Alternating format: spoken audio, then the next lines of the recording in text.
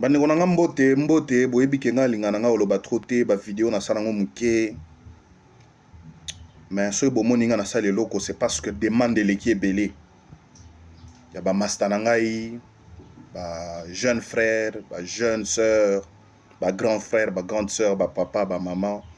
Balobi Kasongo, toi tu es quand même un leader, tu es une organisation biso peuple toye betikali actif parmi le mouvement citoyen sur RDC, il faut se prononcer sur Makambo Toyoki que yosa défenseur à droit de l'homme mais au sungate ozo suivre tes dossiers à Otoyoki que Zakari Baba soit fini moi si a fini moi si mais yozo lande la dossier on attend ngeni.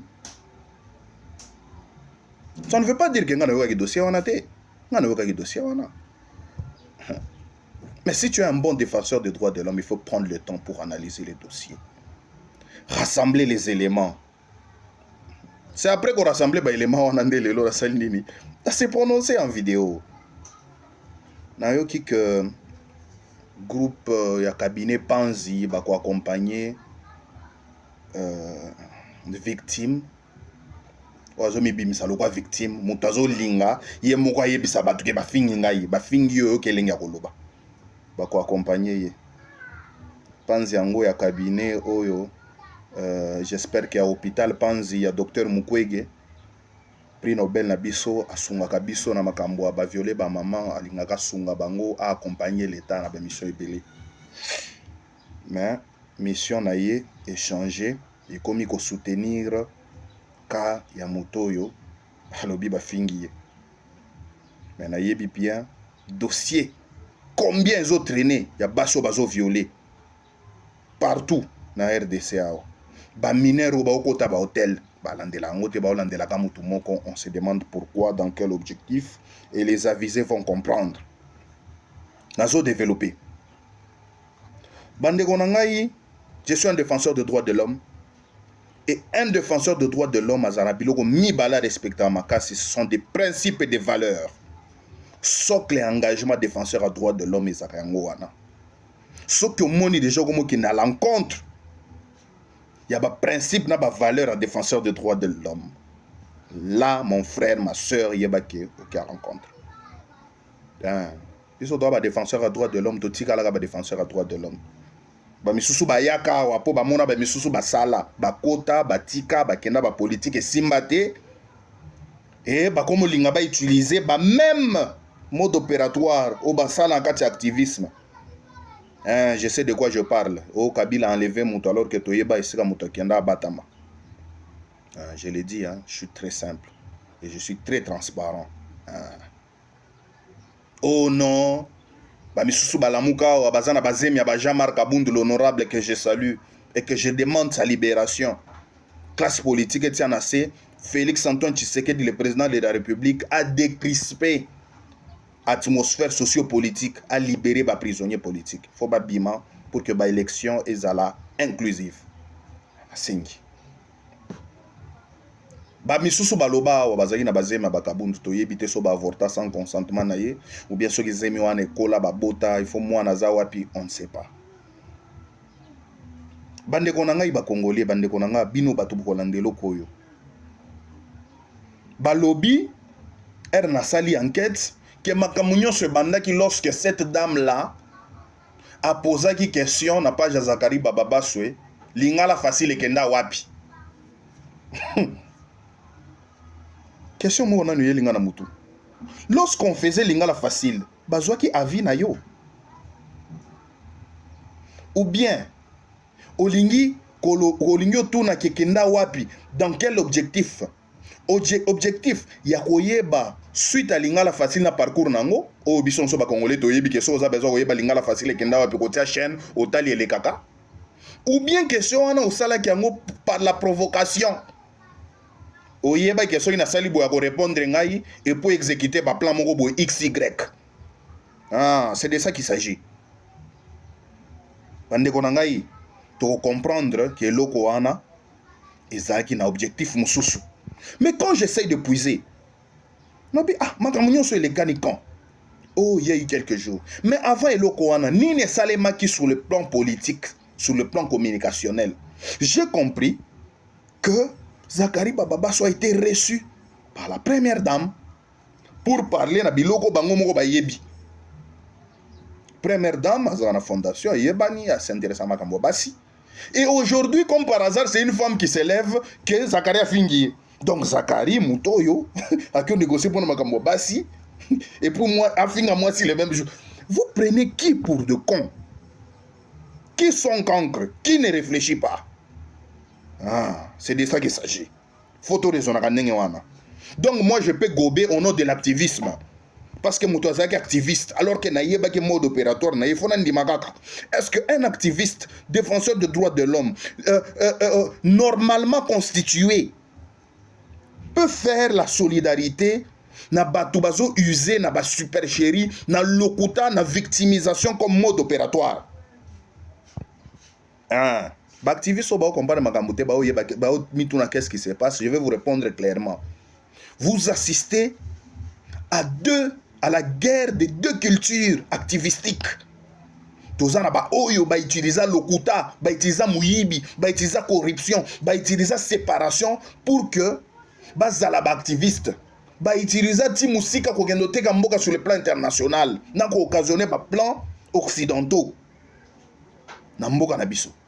Ba botama pour ça. Ya ondo mona lelo bazai suelo wa okende ya ko salate. Côté belé ba politique en pe ba batama. Et de l'autre côté, ba activisme so ba botama pour besoin de la cause. C'est-à-dire cause des alaki amélioration positive des conditions de vie à la population. Donc changement positif on a conditions de vie à la population, promotion la défense à droit de l'homme à la population. Et ça là vraiment effective. Bango pona bango, on ne peut pas user de tout pour faire parler de soi. On ne peut pas user de tout pour que comme l'Obama, oh non, dans la politique il faut parler de toi, que ce soit en bon ou en mauvais. Non, c'est quelle culture politique ça? Nous on n'a pas besoin de ça, chers camarades. Je suis pas un africaniste. Voilà, tout n'est pas utile, surtout dans Mboko. Comment on peut condamner le politicien? On peut condamner les politiques alors que nous partageons la même culture politique na bango. En quoi nous sommes une rupture? Chers camarades, se poser question. Les cas sont le micro aujourd'hui dans le bagati. C'est la première vidéo depuis l'année banda na osala. Et na sali yango pour ko kebi sabatu et puis ko éveiller conscience à batu ebele ba congolais ebele pour qu'on ne cède plus à la manipulation. Que la victimisation ne soit pas une normalité. Que Tomisa la santé politique en parlant de soi na Godiembela na kombo Zakari Bababasso. Ouais, les gens diront ça va comment le baboy Zakari a pesi mbongo. Soit le biboy, c'est-à-dire pas que la monsieur Salemi bandeko na ngai, je vais vous dire ngai na Zakari Bababasso. Le mola muto babinga millionnaire en boule, na tokutana na éteint. Na osenga ya sala ta live moko boye soka omona ngai oyo parce que bango ba likolo soka aoza capacité ko mona so bo komisele yango a témoigner que ngana etan to mona na te nanu pe to solo la te azape na parti politique moko te azata na position moko to lo bakeno to soutenir ye pour na ba game moko boye za te mais bato ba oloba parce que to yebi que ce qui argument alternatif vezate contradictoire ezate boko utiliser ba makambo yo boko utiliser ba biloko alie mbongo asali boye na betela bino pena mama na vidéo nyonso na kati j'ai dit tout et na kosala vidéo mususu te ba oyo baza na capacité ko zala éveiller ba ko zala éveiller ba o balingi basunga accomplissement ba plan basala ke mutu musoli nga postuler azana makasi te olinga diembela komba Zakari Bababasso. Voilà qu'on se concentrer dans l'électorat. Tu as fait quoi dans ton électorat? Tu as fait quoi? Tu es qui? C'est pas Rosimba banderole, Rosimba Kaliko, en écrivant tel dégage, de Rosala, homme du peuple. Il faut travailler. Voilà. C'est de ça qu'il s'agit. Bandeko nangai. Un activiste normalement constitué au soutenir mon toit nate. Biso toa bataba valeur. Et aujourd'hui, on comprend que motivation. Il y a eloko wana.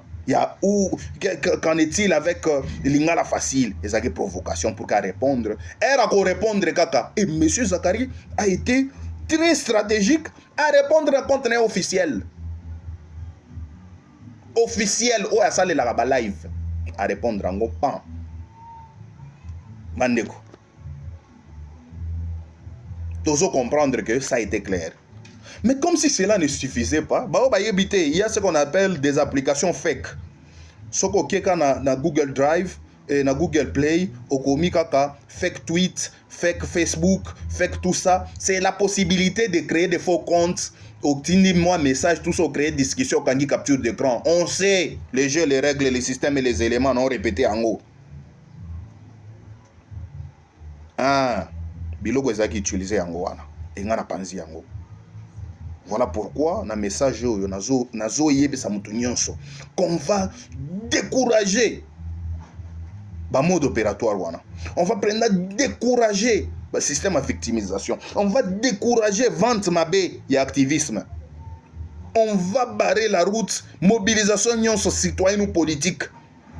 Et on salement au nom de Moutoumoko Boye pour le nuire. Non. Un défenseur des droits de l'homme a aucun quota siamanté n'a pandémonium pour nuire à une personne. Non.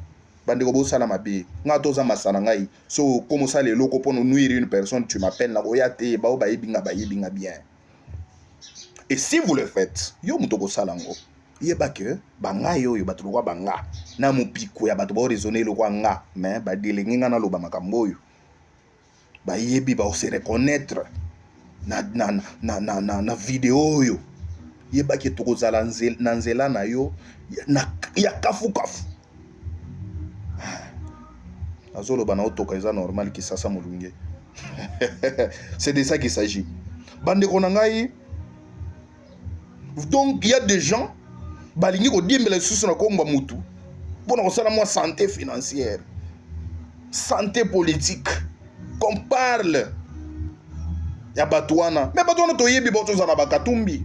Et simbite ba bengari bango. Ba oto za pas ba matata ba bengari bango ba kokite. Tu ne peux pas dire que nos leaders, ok, place mon boyo, comme benga cadre, alors qu'on a la fonction, on a la poste clarté. Au lembi, au komi comme le message. Quand tu étais parti adhérer au yepesa qui bisoté. Ba benga ni yo sauter ce premier, avant bisoto mona makambo komi message, je ne suis plus dans notre parti. Tout ça pour ça. Et vous pensez changer? Vous pensez changer des choses comme ça? Nous allons vous décourager.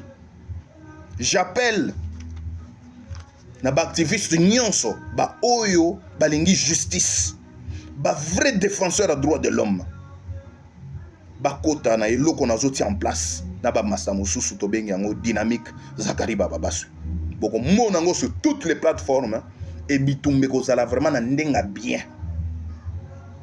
bitumbe ozala entre ceux qui font de la victimisation du complot et du pandémonium leur mode opératoire.